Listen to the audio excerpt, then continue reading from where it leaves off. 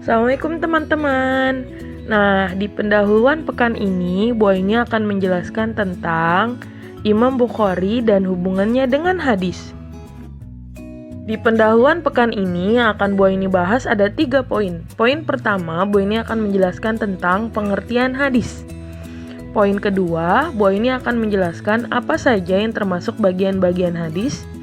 Yang ketiga, Bu Aini akan menjelaskan apa sih hubungannya hadis dengan Imam Bukhari dan kenapa ya kita harus mempelajarinya? Pengertian hadis. Hadis adalah perkataan, perbuatan, ketetapan dan persetujuan dari Nabi Muhammad yang dijadikan landasan syariat Islam. Dan hadis juga dijadikan sumber hukum Islam yang kedua setelah Al-Quran. Jadi, kalau ada sebuah masalah yang penjelasannya ada di dalam Al-Quran tapi penjelasannya belum dapat dipahami dengan baik, biasanya perkataan Rasulullah dalam bentuk hadis akan menjelaskannya lebih jelas. Bagian-bagian hadis. Dalam sebuah hadis itu ada bagian-bagiannya. Bagian yang pertama itu ada yang disebut dengan namanya rawi. Yang kedua ada sanad. Yang ketiga ada matan. Yang pertama adalah rawi. Rawi adalah orang yang meriwayatkan hadis. Di sini, teman-teman bisa lihat contoh hadisnya. Perawinya adalah Imam Bukhari. Imam Bukhari adalah orang yang mencari kebenaran hadis ini. Dan Imam Bukhari juga yang mengumpulkan banyak sekali hadis Rasulullah.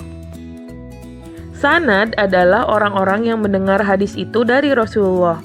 Rasulullah pernah bersabda, didirikan Islam itu di atas 5 perkara. Syahadat bahwa tidak ada Tuhan selain Allah dan Muhammad Rasulullah, mendirikan sholat, membayar zakat, berhaji, dan puasa dalam bulan Ramadan.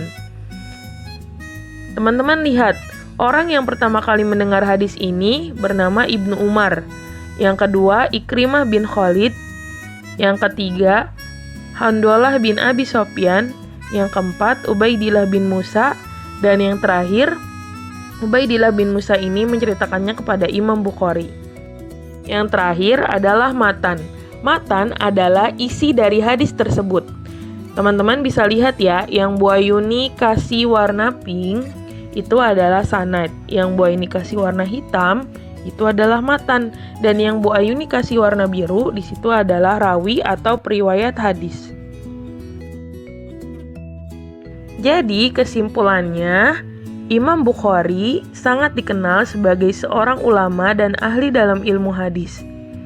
Ketelitian dan kecermatannya untuk mengumpulkan hadis-hadis sahih telah diakui para ulama. Bahkan, kitab hadis yang disusunnya bernama Sahih Bukhari menjadi rujukan hampir semua ulama di dunia.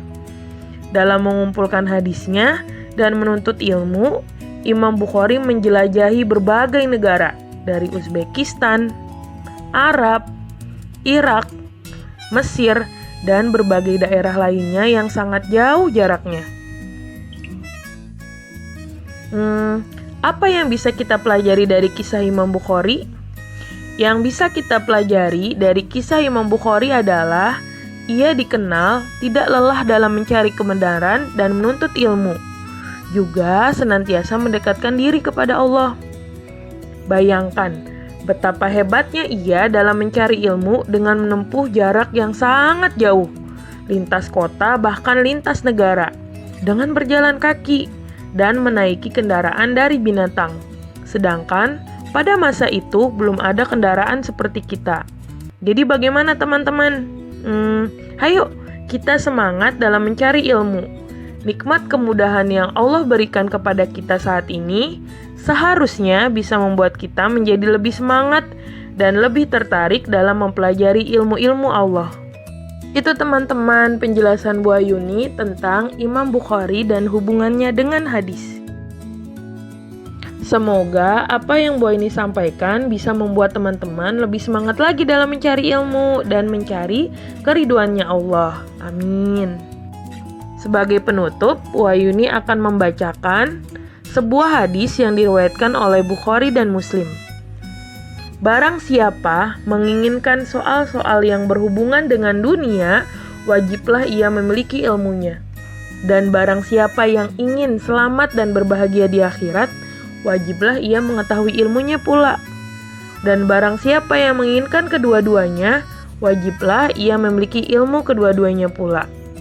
Terima kasih teman-teman sudah menyimak video ini. Mbak ini ucapkan, Wassalamualaikum warahmatullahi wabarakatuh.